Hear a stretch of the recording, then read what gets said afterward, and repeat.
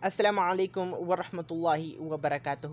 No, magandang umaga. Ako po si Muhammad Sheikha Ibrahim at narito tayo ngayon upang talakayin, makipagdiskusyon at pag-usapan ano nga ba itong mga napapanahong isyong lokal at international, no? Sa topic nating ito, ang layunin nito ay panguna ay ang matukoy ang mga pangunahing suliraning panlipunan sa mga komunidad at sa buong bansa na, no? Pangalawa ay ang makapagmungkahi ng mga solusyon sa mga pangunahing suliraning panlipunan sa mga komunidad at sa buong bansa batay sa pananaliksik. At pangatlo, no, ay ang makapag-ambag sa pagtataguyod ng wikang Filipino bilang daluyan ng makabuluhan at mataas na antas ng diskurso, no? Diskurso na akma at nakaugat sa lipunang Pilipino. Bilang lunsaran sa mga mabisang pakikipag-ugnayan sa mamamayan ng ibang bansa, no? Yun yung mga layunin ng topic na ito, no, na itong mga napapanahong isyong lokal at international, no. It's very inevitable for us or masyadong nararapat lamang na malaman natin itong mga issue na ito na mapalokal man or international sa ating bansa, no. Ngayon, ang nilalaman nito ay panguna, iba't ibang isyong panlipunan sa Pilipinas. Nakapaloob sa iba't ibang isyong panlipunan sa Pilipinas na ito ay ang pangalawa, pangatlo at ang pang-apat at panglima na ito, no. Ang pang-aabuso sa kapangyarihan, pakikipagsabuatan, pandaray sa halalan, pagnanakaw sa kaban ng bayan, sistemang padrino o kalakasan, konsepto ng kabayanihan ng mga Pilipino, rebolusyong pangkalikasan, konsepto ng kahirapan at usaping pangkalusugan. Ngayon, no, since ako yung unang magre-report, no, or magdidiskusyon, ang aking ipapaliwanag lamang ay ang A at saka ang B na which is pang-aabuso sa kapangyarihan at ang pakikipagsabuatan. Ang C, D, E, F, G, H at saka ang I ay ipapaliwanag na ng mga kasama kong mga reporters po. Ngayon, A, no, pang-aabuso sa kapangyarihan. Ngayon, unang-una sa lahat, no, bago natin malaman kung ano nga ba itong sinasabing pang-aabuso sa kapangyarihan, kailangan muna nating malaman kung ano ba yung konteksto nitong sinasabi nilang kapangyarihan. Ano ba ito? Magic powers ba ito? Or stuff like that, no? Bilang paniwala, mahalaga ang kapangyarihan upang ganap na magampanan ng isang lider ang tungkulin sa inaasahan sa kanya ng mga tao sa kanyang kapaligiran, no? Kung wala ito, o walang puwersang makapagbibigay ng tangil sa mabuting pagtanggap ng lipunan sa maayos na implementasyon ng isang tungkulin. Ang kapangyarihan ay maaaring ipatupad sa dalawang kaparaanan, no? Ito ay ministerial na pagpapatupad at diskresyonal na pagpapatupad.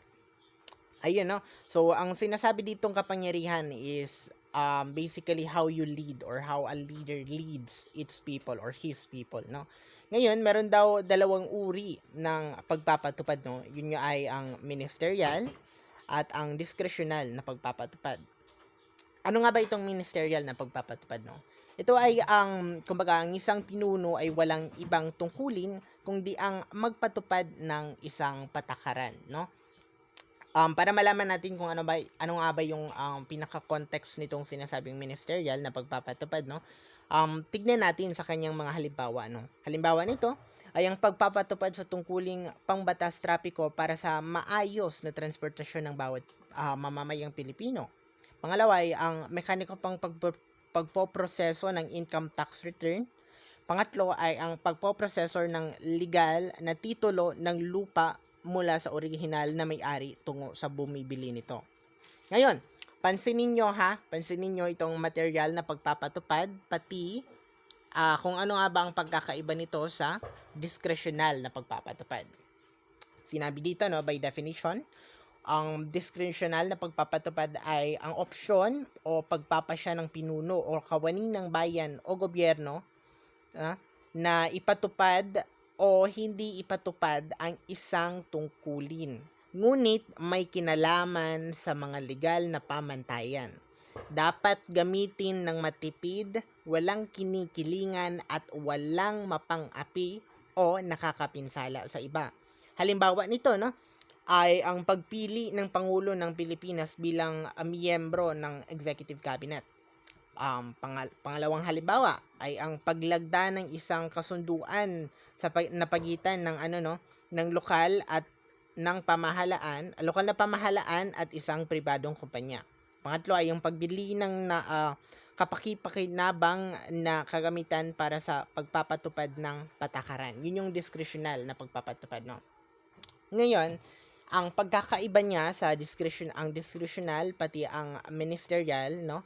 Halata naman, pag sinabi kasi nating ministerial is wala siyang hindi naman sa walang choice, no, pero yun yung kumbaga kinakailangan talagang gawin, or yung mga dapat talagang gawin na pagpapatupad, no. Halimbawa na lang itong pagpapatupad ng tungkuling pangbatas trapiko, no. Isa siyang urgency, kumbaga, no. Kailangan talaga siyang ipatupad sapagkat kapag hindi nagpatupad ang kawani ng gobyerno ng batas trapiko, no, magkakagulo sa bawat transportasyon ng mga mamamayang Pilipino, no. Ipinapatupad ng Pangulo ng Pilipinas na dapat ang minimum wage or ang minimum na bayad ng transportasyon sa Pilipinas ay ganito lang dapat, no. Kasi kapag hindi yun yung example ng ministerial na pagpapatupad do. Kasi kapag hindi nagpatupad ng ganon, no, magkakaroon ng sinasabi nating sobra na pagsisingil ng mga driver ng ng mga public transportation persons natin, no. Samantala ang discretional naman ay kumbaga may option siya na nakadepende lamang sa legal na pamantayan, no. Dapat itong gamitin ng matipid at saka wala siyang dapat na kinikilingan at walang mapang-api o hindi siya nakakapinsala sa iba, no. Example nito ay ang pagpili ng Pangulo ng Pilipinas sa kanyang magiging membro ng kanyang executive cabinet, no.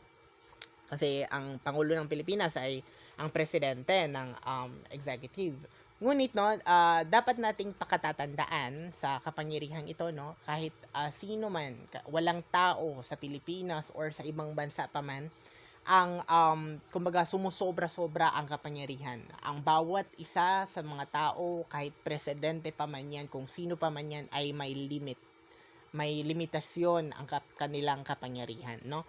Ngayon, nasabi kong ganun, may limitasyon siya, no.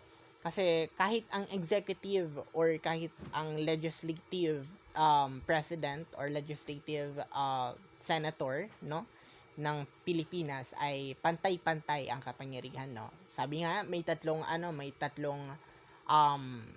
uri or may tatlong sangay ang batas ng Pilipinas, no, ang gobyerno ng Pilipinas. Yun ay ang legislative, ang executive at ang judiciary. Ngayon, ang kapangyarihan ng tatlong sangay na yon ay pantay-pantay, walang labis, walang kulang, walang nakasobra, at walang kumbaga nagkukulang-kulang. Ginawa ang tatlong sangay ng gobyernong iyon, pantay-pantay at dapat na nagtutulong-tulungan para sa ikabubuti ng mamamayang Pilipino, no. Ngayon, alam na natin kung ano nga ba yung konteksto ng kapangyarihan, no, na sinasabi dito. Ano nga ba yung pang-aabuso naman dito, no? Ang pang-aabuso ng kapangyarihan ay ang pag-abuso sa kapangyarihan. Sabi ko nga, o diskresyon na tumutukoy sa hindi angkop na paggamit ng kapangyarihan o mga pasilidad na mga desisyon ng kailangan niyang ibigay, no. Kumbaga, basically, ang pag-aabuso ng kapangyarihan ay paggamit dito or paggamit sa nakatalaga sa kanyang kapangyarihan or kanyang otoridad, no, na naitalaga sa kanya, paggamit dito sa hindi magandang paraan or pag-aabuso nito, no. Kasi ang Pangulo ng Pilipinas, no, ginamit niya ang kapangyarihan niya upang ilagay sa kanyang cabinet member ang kanyang asawa or anak or mga kamag-anak, no. Bawal yun siya kasi nakakapaloob yun siya or may batas tayo sa Konstitusyon ng Pilipinas, 1982 Constitution ng Pilipinas, no? Na nakakapagbawal doon, bawal ang nepotismo. Andito nga, sa halimbawa niya, no? Ang pagtatalaga ng Pangulo ng Pilipinas sa kanyang asawa o mga anak bilang gabinete ng ehekutibo or executive members, no? Bagamat ang Pangulo ay may eksklusibong kapangyarihan na pumili ng mga tao sa kanyang makakatuwang sa pagpapaunlad ng mahahalagang polisiya ng pamahalaan, ang pagtatalaga ng kanyang asawa o mga anak ay maaaring ipagbabawal ng ating saligang batas 1987 sa ilalim ng prinsipyo ng nepotismo. Ayun. Kapag kasi ginawa ito ng Pangulo ng Pilipinas per se, no? Pang-aabuso na yon sa Pilipinas. Pang-aabuso sa kanyang kapangyarihan, sa kanyang otoridad na ibinigay sa kanya. Pang-aabuso ng kapangyarihan. Pangalawang halimbawa ay ang kapangyarihan ng pamahalaan na pumasok sa isang kasunduan ay mahalagang mekanismo para sa epesyente at epektibong paglilingkod sa bayan. Subalit ang pagsasaalang-alang sa personal na interes ng kasunduan ay mga sirkumstansyang naglalarawan ng pang-aabuso sa kapangyarihan. Kapangyarihang ipinagkatiwala ng taong bayan sa pamahalaan, lokal man o nasyonal, no? Ang sabi dito, which basically means, no, ang pamahalaan or ang government ay meron talaga silang limitasyon, no? Or meron talaga silang limit sa kung saan dapat or kung saan hindi dapat na pumasok sa mga kasunduan, sa mga ito kasi kailangan alam ng gobyerno or ng pamahalaan ang kanilang limitasyon kung saan ba dapat sila pumasok at kung hindi. Kasi kapag per se sumobra, no? Like sumobra na siya sa privacy ng isang tao or ng isang kumpanya, no? At namamasok na ang pamahalaan dito, ano na yun siya? Pang-aabuso na ng kapangyarihan. Ayan po, no? So, ngayon, itong pang-aabuso ng kapangyarihan ito, no? Bagaman hindi natin siya matutukoy or natutukoy kung sino nga ba itong mga taong nang-aabuso ng kapangyarihan, isa pa rin nito sa mga kumaga suliranin natin dito sa Pilipinas. Kaya ang isyung ito ay nararapat lamang na ilagay natin dito or mapag-usapan natin sa diskusyong ito, no? Itong pang-aabuso ng kapangyarihan ng mga tao sa kawani or mga tao or ng kawani ng gobyerno, no? Isa ito sa mga isyong napapanahon ngayon sapagkat ang hindi naman talaga mamamatay itong pang-aabuso ng kapangyarihang issue na ito, no? Hindi ito siya mamamatay sapagkat kung andyan pa rin ang gobyerno, kung andyan pa rin ang politika, no, hindi mamamatay ang pang-aabuso ng kapangyarihan. Kaya dapat lamang na ating pag-usapan, dapat lamang na ating magbigay laan or ng panahon na makipagdiskusyon tungkol sa topic na ito or sa konteksto na ito. Pangalawa, no, ay ang pakikipagsabuatan. By definition, ang sabuatan ay tumutukoy sa ugnayan ng dalawa o higit pang individual o grupo na nagkaisa sa katuparan ng palihimang isang gawain na siyang ugat ng limitasyon ng iba pang tuparin ang kinakailangan o nais nilang gawin. Ito ay isang krimen ng pandaraya, panloloko sa iba para sa kanilang mga karapatan upang makuha ang isang adhika na labag sa batas ng karaniwan ay sa pamamagitan ng pandaraya o paggamit ng hindi patas na kamalayan. Basically, ang pakikipagsabuatan, no, ay ang pagsama-sama ng dalawa or higit pang individual para sa kanilang depende naman pero mostly, no, para ito sa kanilang personal na interest, para magkagain sila ng personal na interest na ito ay nakakasira sa ibang tao, no? Halimbawa nito ay ang manipulasyon ng presyo ng isang produkto, price fixing, sa pamamagitan ng kasunduan ng parehong panig ng pamilihan na ibenta ang produkto sa itinakdang presyo na nagbubunga ng pagkontrol ng supply at pangangailangan. Kumbaga ito yung pagkontrol ng supply and demand. Per se, sabi ni ang alam natin alam natin na ang Coca-Cola at ang Pepsi ay kumbaga magkalaban or magkakompetensya. Hindi naman sama-sama ang pagkakaroon ng kompetensya sa sa commercial or sa pagbebenta sa business, no? It's actually a good thing, no, na magkaroon ng kakompetensya. Ngayon, per se si Pepsi at saka si Coca-Cola, si Royal, si Sprite, sila mga Mountain Dew, no? Per se nag-usap-usap sila ang mga CEO, ang mga may-ari ng kumpanyang ito, no? Sasabihin natin ang presyo ng mga produkto natin ay gawin nating 30 pesos lahat natin para makontrol natin ang supply at saka ang demand ng mga produkto natin. Ngayon, yun yung tinatawag na pakikipagsabuatan, no?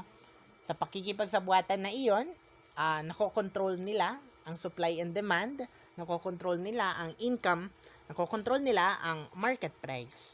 So, hindi yun siya maganda sa mga mamamayang Pilipino sapagkat tayo na mga buyers, no? Tayo na mga mamimili ay mahihirapan or nahihirapan na kumbaga mag-catch up or humabol doon sa presyo na yun, no? Sapagkat fix lamang ang ating nandyan pang inflation rate. Maraming